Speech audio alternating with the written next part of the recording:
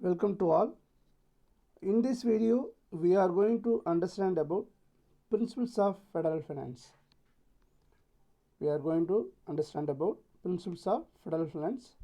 There are the 9 principles of federal finance. We are going to know one by one.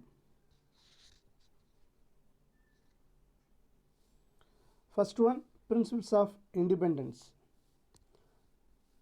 Principles of equity, principles of uniformity, principle of adequacy, principles of fiscal assess, principles of integration and coordination, efficiency, administrative economy, accountability. So there are the 9 principles of federal finance. We are going to know one by one. First one, let us learn about principle of independence. Under the system of federal finance, a government should be autonomous and free about the internal financial matters concerned. It means each government should have separate sources of revenue, authority to levy taxes, to borrow money and to meet the expenditure. The government should normally enjoy autonomy in fiscal matter. இதில் என்ன சொல்லியிருக்காங்கன்னா, இப்போ ஒவ்வொரு government இருக்காங்க இல்லையா, government வந்து இந்த சிஸ்டத்தின்படி principles of independence என்ன சொல்லுது, இந்த ஃபெடரல் ஃபினான்ஸில் ஃபஸ்ட்டு பிரின்சிபல்ஸ் என்ன சொல்லுதுன்னா, சுதந்திரமாக செயல்படணும். இப்போ கவர்மெண்ட் வந்து என்ன இருக்கணும், அட்டானமஸாக இருக்கணும், ஃப்ரீயாக இருக்கணும். அதாவது அவனுடைய ஃபினான்ஷியல் மேட்டரில், அதாவது அவனுடைய சோர்ஸஸ் ஆஃப் ரெவன்யூ, அவனுக்கு வரக்கூடிய வருமானமாக இருக்கட்டும், அவன் விதிக்கக்கூடிய வரியாக இருக்கட்டும், கடன் வாங்குறதா இருக்கட்டும், இது எல்லாமே அவன் வந்து சுதந்திரமாக செய்யணும், அவனை யாரும் கட்டுப்படுத்தக்கூடாது. ஸோ என்ன இருக்கணும்னு கேட்டிங்கன்னா, கவர்மெண்ட் வந்து ஒரு இண்டிபெண்டன்ஸாக செயல்படணும் அப்படிங்கிறத இந்த ஃபெடரல் ஃபினான்ஸுடைய ஃபஸ்ட்டு பிரின்சிபல் நமக்கு சொல்லுது. செகண்ட் ஒன்று பார்த்திங்கன்னா, principles of equity. From the point of view equity, the resources should be distributed among the different states so that each state receive a fair share of revenue. அப்போ இது வந்து சமத்துவத்தை பற்றி பேசுது. இந்த ஹெட்டிங் வந்து சமத்துவத்தை பற்றி சொல்லுது. என்ன சொல்லியிருக்காங்கன்னா, இருக்கக்கூடிய ரிசோர்ஸ் இருக்கு இல்லையா, இதை வந்து நம்ம ஒவ்வொரு ஸ்டேட்டுக்கும், கண்ட்ரியில் இருக்கக்கூடிய ஒவ்வொரு ஸ்டேட்டுக்கும், இப்போ நம்ம கண்ட்ரியில் வந்து 29 ஸ்டேட்ஸ் இருக்குன்னா, இந்த 29 ஸ்டேட்ஸுக்கும் அதை வந்து ஈக்குவலாக வரக்கூடிய வருமானத்தை ஷேர் பண்ணி கொடுக்கணும் அப்படிங்கிறத இந்த ஹெட்டிங் வந்து நமக்கு எக்ஸ்பிளைன் பண்ணுது. தேர்ட் ஒன்று, principles of uniformity. In a federal system, each state should contribute equal tax payment for federal finance, but these principles cannot be followed in practice because the taxable capacity of each unit is not of the same. இதில் என்ன சொல்லியிருக்காங்கன்னா, கவர்மெண்ட்டுக்கு ஒவ்வொரு ஸ்டேட்டும் tax பே பண்ணணும் இல்லையா, அது வந்து ஈக்குவலாக பே பண்ணணும் அப்படிங்கிறாங்க. ஒவ்வொரு ஸ்டேட்டுமே கவர்மெண்ட்டு கொடுக்கக்கூடிய டேக்ஸ் வந்து ஈக்குவலாக இருக்கணுங்கிறாங்க. ஆனால் அது ப்ராக்டிக்கலில் வந்து சாத்தியமானு கேட்டிங்கன்னா இல்லை. ஏன்னு கேட்டிங்கன்னா, ஒவ்வொரு ஸ்டேட்டினுடைய சோர்ஸஸ் ஆஃப் இன்கம்ங்கிறது வேரி ஆகும். ஸோ ஈக்குவலாக வந்து டேக்ஸ் பேமெண்ட்டு கட்ட முடியாது. ஆனால் இந்த பிரின்சிபல்ஸ் ஆஃப் யூனிஃபார்மிட்டி சொல்கிறக்கூடியது ஒரே மாதிரியான தன்மை வந்து என்ன இருக்கணும், டேக்ஸ் பே பண்ணும்போது இருக்கணும்னு சொல்லுது. ஆனால் ப்ராக்டிக்கலில் வந்து அது பாசிபிலிட்டி இல்லைங்கிறது இங்கே நம்ம புரிஞ்சுக்கணும். அடுத்ததாக பிரின்சிபல்ஸ் ஆஃப் அடிக்வேசி ஆஃப் ரிசோர்ஸஸ். போதுமான இயற்கை வளங்களை பெற்றிருத்தல். இப்போ இந்த ஹெட்டிங்கில் நம்ம என்ன படிக்க போகிறோம் அப்படின்னா, பிரின்சிபல்ஸ் ஆஃப் அடிக்வேசினா என்ன மீனிங்னா, இருக்கக்கூடிய ரிசோர்ஸ் இருக்கு இல்லையா, அந்த ரிசோர்ஸை வந்து ஒவ்வொரு கவர்மெண்ட், அதாவது சென்ட்ரல் கவர்மெண்ட்டும் சரி, ஸ்டேட் கவர்மெண்ட்டும் சரி, அதுக்கு தேவையான வளங்களை வந்து அவங்களுக்கு வேணும். அவனுடைய டே டு டே லைஃப்பில் அவனுடைய ஃபங்க்ஷனை வந்து எஃபெக்டிவாக செய்யறதுக்கு அவனுக்கு போதுமான வளங்கள் வந்து அவனுக்கு நம்ம கொடுக்கணும் இல்லையா. போதுமான ஃபினான்ஸ் இருக்கணும், போதுமான ரிசோர்ஸ் இருந்தால் தான் அவனுடைய செயல்பாடுகளை அவன் செய்ய முடியும்.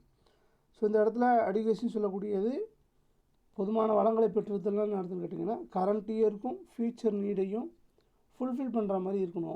அவன் வச்சுருக்கக்கூடிய வளங்களாக இருக்கட்டும், நிதியாக இருக்கட்டும், கரண்ட் நீடையும் ஃபியூச்சர் நீடையும் மீட் அவுட் பண்ணுற மாதிரி அது இருக்கணும். அதுதான் அடிகேசிங்கிறது நமக்கு வந்து டெனோட் பண்ணுற விஷயம். அதே நேரத்தில் இங்கே நீட்ஸ் வந்து க்ரோ ஆகிட்டே இருக்குது இல்லையா, வளர்ந்து வரக்கூடிய தேவைகளை பூர்த்தி செய்வதற்காக இல்லை எதிர்பாராத செலவுகளை சமாளிப்பதற்காக இங்கே இருக்கக்கூடிய ரிசோர்ஸ் வந்து எலாஸ்டிக்காக இருக்குங்க தான், எலாஸ்டிக்காக இருக்கணும். இயற்கை வளங்களை வந்து நம்ம வந்து என்ன பண்ணிக்கணும், எதிர்பாராத செலவுகளை சமாளிப்பதற்கும் வளர்ந்தோருடைய தேவைகளை வந்து சரி செய்வதற்கும் நம்மள்கிட்ட ரிசோர்ஸ் என்னவாக இருக்கணும், நெகிழ்ச்சியுடையதாக இருக்கணும், எலாஸ்டிக்காக இருக்கணும் அப்படின்னு சொல்லலாம். எலாஸ்டிக்னா என்ன அர்த்தம், அதை இன்க்ரீஸ் பண்ணுற அளவுக்கு இருக்கணும் அப்படிங்கிறது தான் அந்த ஹெட்டிங் நமக்கு எக்ஸ்பிளைன் பண்ணுது. ஃபிஃப்த்து ஒன்று பார்த்தீங்கன்னா principles of fiscal access. In a federal system, there should be possibility for the central and state government to develop new sources of revenue within their prescribed field to meet the growing financial needs. In nutshell, the resource should grow with increase in the responsibility of the government. ரொம்ப சிம்பிளாக சொல்லணும்னா இது வந்து என்ன சொல்கிறோன்னா நிதி வசதியை பற்றி பேசுகிறோம். நிதி வசதியை பற்றி பேசக்கூடிய ஹெட்டிங் இது. இதில் என்னென்னு கேட்டிங்கன்னா, ஒவ்வொரு கவர்மெண்ட்டுக்கும் சரி அவங்களுடைய ரெஸ்பான்சிபிலிட்டி இயர் பை இயர் வந்து இன்க்ரீஸ் ஆகிட்டே இருக்கும், அவனுக்கான பொறுப்புகள் வந்து அதிகமாகிட்டே இருக்கும் இல்லையா. அப்போ அதெல்லாம் வந்து அவன் சரி சமாளிக்கிறதுக்கு அவனுக்கு ரிசோர்ஸ் ஒன்று ஆகிட்டே இருக்கணும், வளர்ந்து வந்துகிட்டே இருக்கணும். அவனுடைய செலவுகளுக்கு ஏற்ற மாதிரி அவனுடைய பொறுப்புகளுக்கு ஏற்ற மாதிரி அவனுடைய வருமானமும் அதிகரிக்கணும், அவனுடைய வளங்களையும் அதிகரித்துக்கிட்டே வரணும். அதை பற்றி சொல்கிறது தான் இந்த ஹெட்டிங்கு. அடுத்ததாக principles of integration and coordination. Principle of integration and coordination இது என்ன சார்னு கேட்டிங்கன்னா, ஒருங்கிணைக்கணும், ஒன்றுபடுத்தணும். Integrate and coordination. The financial system as a whole should be well integrated. There should be perfect coordination among different layers of the financial system of the country. இப்போ financial system எப்படி இருக்கணும் கேட்டிங்கன்னா, நல்லபடியாக ரெகுலேட் பண்ணி வச்சுருக்கணும், integrated பண்ணி வச்சுருக்கணும், ஒருங்கிணைச்சு வச்சுருக்கணும். அப்போ தான் என்ன பண்ண முடியும்னா, ஒரு நாட்டினுடைய ஃபினான்ஷியல் சிஸ்டத்தை நம்ம வந்து பர்ஃபெக்டாக கோஆர்டினேட் பண்ண முடியும். இன்டகிரேட் பண்ணி வச்சுருக்கணும், எல்லாத்தையும் ஒருங்கிணைச்சிருந்து ஒன்றுபிடிச்சி இருந்தால் தான், இன்டகிரேட்டாக இருந்தால் தான் கோஆர்டினேட் பண்ணுறது ஈஸியாக இருக்கும். Then only the federal system will survey. அப்போ தான் வந்து நிதி ஆதாரம் வந்து நமக்கு கரெக்டாக இருக்கும். தேவையான நேரங்களில் நமக்கு ஃபினான்ஸ் அசிஸ்டன்ஸை டிஃப்ரெண்ட் செக்டாருக்கு நம்ம கொடுக்க முடியும். There should be done in each way to promote overall economic development. So இப்போ இங்கே இருக்கக்கூடிய ரிசோர்ஸாக இருந்தாலும் சரி, ரெவென்யூவாக இருந்தாலும் சரி, நம்ம வந்து அந்த இதெல்லாம் பண்ணி வச்சுருக்கணும். இன்டகிரேஷன் அண்ட் கோஆர்டினேஷனுங்கிறது ரொம்ப மிக முக்கியமானது இருக்குது. Then only we can achieve the overall economic development of the country. அப்போ தான் நம்ம ஒரு நாட்டினுடைய ஒட்டுமொத்த பொருளாதார முன்னேற்றத்தை, பொருளாதார வளர்ச்சியை நம்மளால் மீட் அவுட் பண்ண முடியும், இல்லைன்னா செய்ய முடியாது. Principles of efficiency. அடுத்தது நம்ம என்ன பார்க்க போகிறோம், பிரின்சிபிள்ஸ் ஆஃப் எஃபிஷியன்சி, செயல்திறனை பற்றி பேசக்கூடியது இது. அப்போ ஃபினான்ஷியல் சிஸ்டம் வந்து வெல் ஆர்கனைஸாகவும் அட்மினிஸ்ட்ரேஷன் வந்து எஃபிஷியண்ட்டாகவும் நம்ம செஞ்சாகணும். அட்மினிஸ்ட்ரேஷன் எஃபிஷியண்ட்டாகவும் ஃபினான்ஷியல் சிஸ்டம் வந்து நல்லா ஆர்கனைஸ் பண்ணியிருக்கணும். இங்கே என்ன பண்ணக்கூடாதுன்னா, டேக்ஸ் எவாஷனுக்கு வாய்ப்பு இருக்கக்கூடாது, வரி ஏய்ப்பு செய்வதற்கான வாய்ப்புகளை நம்ம கொடுக்கக்கூடாது. அதே நேரத்தில் ஒரு இண்டிவிஜுவல் இருக்காருன்னா, ஒரு இண்டிவிஜுவலுக்கு 1 இயரில் ஒரு தடவை தான் டேக்ஸ் பண்ணணும், 2 தடவை டேக்ஸ் பே பண்ணுற மாதிரி நம்மளுடைய சிஸ்டம் இருக்கக்கூடாது. டபுள் டேக்ஸேஷனை வந்து அவாய்ட் பண்ணணும். டபுள் டேக்ஸேஷனாக 1 இயர்லேயே 2 தடவை வரி கட்டுற மாதிரி கொண்டு வரக்கூடாது.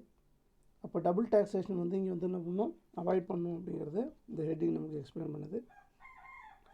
8th ஒன்று principles of administrative economy. Principles of administrative economy. இதில் வந்து இந்த எக்கனாமினா என்ன, ஒரு நாடாக இருந்தாலும் சரி, ஒரு வீடாக இருந்தாலும் சரி, எக்கனாமி சிக்கனம் அப்படிங்கிறது ரொம்ப அவசியமான ஒன்று. ஃபெடரல் ஃபைனான்ஸ் சிஸ்டத்துலேயும் எக்கனாமி வந்து important criteria. The cost of collection should be at the minimum level, at the major portion of revenue should be made available for the other expenditure outlay of the government. என்ன சொல்லியிருக்காங்க, cost of collection, டேக்ஸை collect பண்ணுறது, revenue collect பண்ணுறதுல அவங்களுடைய செலவு அது வந்து ரொம்ப மினிமமாக இருக்கணுங்கிறாங்க. அப்புறம் வந்து வரக்கூடிய எக்ஸ்பெண்டிச்சரை சமாளிக்கிறதுக்காக என்ன இருக்கணும், போதுமான வருமானம், அதிக வருமானத்தை வந்து அரசாங்கம் வந்து பெற வேண்டிய சூழ்நிலையில் இருக்காங்க. அப்போ நம்ம அதிகமான கவர்மெண்ட் வந்து இன்கம் லெவலை அதிகப்படுத்தணும். அந்த இன்கம் லெவலை அதிகப்படுத்திட்டு வேரியஸ் டிபார்ட்மெண்ட்டுக்கு செய்யக்கூடிய செலவை வந்து சமாளிக்கிற அளவுக்கு அந்த இது இருக்கணும். அப்படிங்கிறது தான் இங்கே வந்து நிர்வாக சிக்கனம். இருக்கக்கூடிய செலவுக்கு ஏற்ற மாதிரி இருக்கக்கூடிய வருமானத்துக்கு ஏற்ற மாதிரி செலவு செய்ய ஒரு கவர்மெண்ட் வந்து பிளானோடு இருக்கணும் அப்படிங்கிறாங்க. லாஸ்ட்டு பாயிண்ட் 9th ஒன்று, principles of accountability. Each government should be accountable its own legislature for its financial decision that is the central to the parliament and state to the assembly. இப்போது ஒவ்வொரு state கவர்மெண்ட்டாக இருந்தாலும் சரி, central government இருந்தாலும் சரி, அவனுடைய எல்லாத்துக்கும் அவன் யார்கிட்ட பதில் சொல்லணும். இப்போ வந்து சென்ட்ரல் கவர்மெண்ட்டாக இருந்தால் அவனுடைய எல்லா விஷயத்தையும், நிதி சார்ந்த முடிவுகள் எல்லாத்தையுமே அவன் தான் பொறுப்பேற்றுக்கணும். அதுதான் அக்கௌண்டபிலிட்டிங்கிறோம். சென்ட்ரல் கவர்மெண்ட் வந்து பார்லிமெண்ட்டில் எதாக இருந்தாலும் அவன் ரெஸ்பாண்ட் பண்ணணும். ஸ்டேட் லெஜிஸ்லேட்டிவ் சட்டமன்றத்தில் ஒவ்வொரு ஸ்டேட்டும் வந்து ரெஸ்பான்சிபிளாக இருக்கணும். அவனுடைய நிதி சார்ந்த முடிவுகளையும் அவன் வந்து அசம்பிளியில் தான் சொல்லணும். அசம்பிளின்னு சொல்லக்கூடியது சட்டசபை. பார்லிமெண்ட்டில் சென்ட்ரலும், ஸ்டேட் கவர்மெண்ட் வந்து அசம்பிளிலையும் விஷயத்தை சொல்லணும். ஓகேவா? இதுதான் வந்து பிரின்சிபிள்ஸ் ஆஃப் ஃபெடரல் ஃபைனான்ஸு சொல்லக்கூடியது. ரொம்ப முக்கியமான கொஸ்டின். ஓகேவா? தேங்க்யூ.